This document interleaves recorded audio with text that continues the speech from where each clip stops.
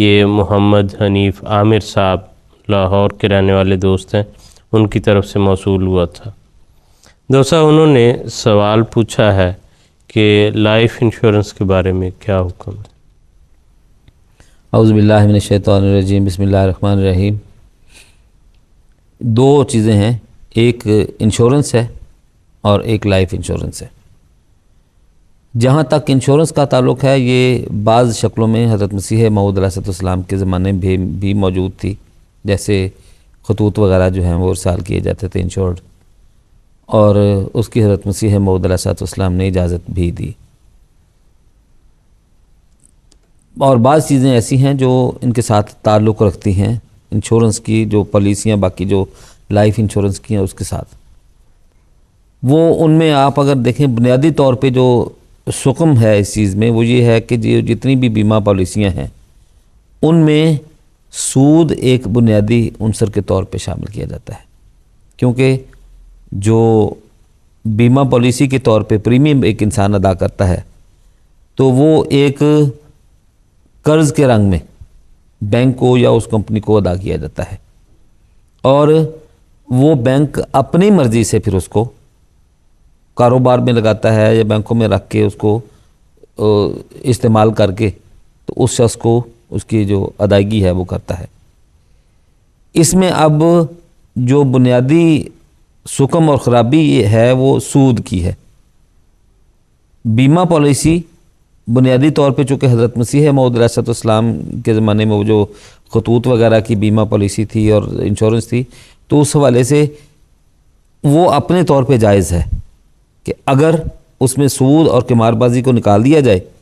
تو وہ باقی چیز جو ہے وہ جائز ہے۔ لیکن بنیادی جو غلطی اس میں خرابی ہے کہ اس میں سود ہے، ہر کاروبار جو آج کل چل رہا ہے۔ تو اسی وجہ سے حضرت خلیفۃ المسیح ثالث رحمہ اللہ کے زمانے میں یہ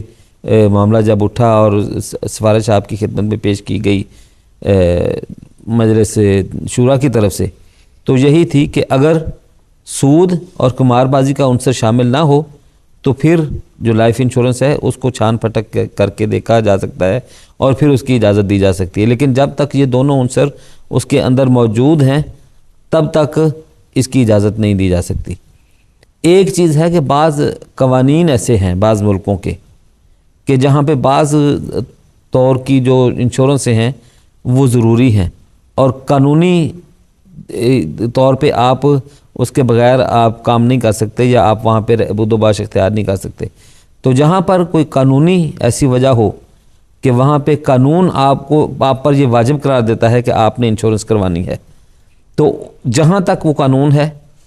اس قانون کی حد تک اجازت ہے کہ وہ انشورنس کروائی جائے۔ لیکن جہاں قانون نہیں ہے اور واجب قرار نہیں دیتا قانون، وہاں پہ یہ دیکھا جائے گا کہ اس میں کوئی اس کا سود کا یا قمار بازی کا کوئی اس میں اگر کوئی عنصر موجود ہے تو پھر جس حد تک یہ عنصر موجود ہے اس حد تک وہ بیمہ پالیسی اور وہ انشورنس منع ہے،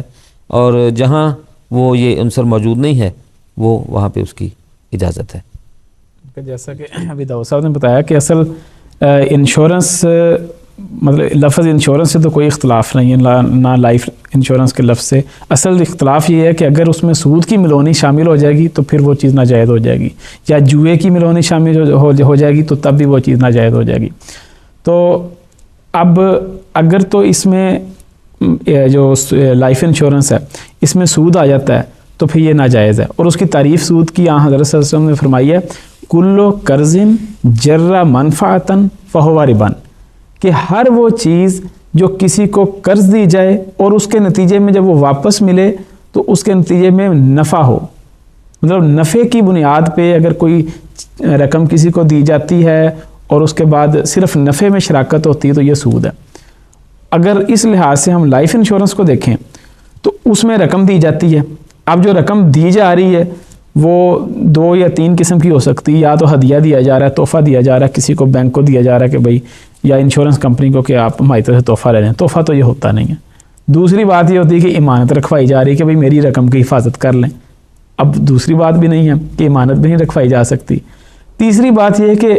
قرض دیا جا رہا ہے، اور یہ وہی قرض والی تعریف میں آ جاتا ہے کہ قرض ان کو دیا جا رہا ہے, رقم دی جا رہی ہے کہ آپ 20 سال کے بعد, 10 سال کے بعد یا ایک خاص معین مدت کے بعد جب آپ واپس کریں تو بڑھا کے واپس کریں. اگر یہ واضح تعریف میں اگر آ جاتا ہے تو یہ سود ہے. البتہ اگر کوئی کمپنی شراکت کی بنیاد پہ رقم لیتی ہے, دو باتیں نا, ایک ہے قرض کے طور پہ رقم لے رہی ہے, ایک ہے شراکت کی بنیاد پہ رقم لے رہی ہے, تو یعنی نفع اور نقصان میں شراکت, تو پھر لائف انشورنس درست ہوگی. اگر کوئی شخص قرض دیتا ہے, قرض شراکت داری کے طور پہ رقم دیتا ہے اور بینک سے یا لائف انشورنس کمپنی سے یہ معاہدہ کر لیتا ہے کہ جتنا نفع ہوگا میری رقم پر اسی تناسب سے مجھے آپ نے نفع دینا ہے, اور اگر نقصان ہوگا تو اس میں میں شریک ہوں گا, تو پھر ٹھیک ہے.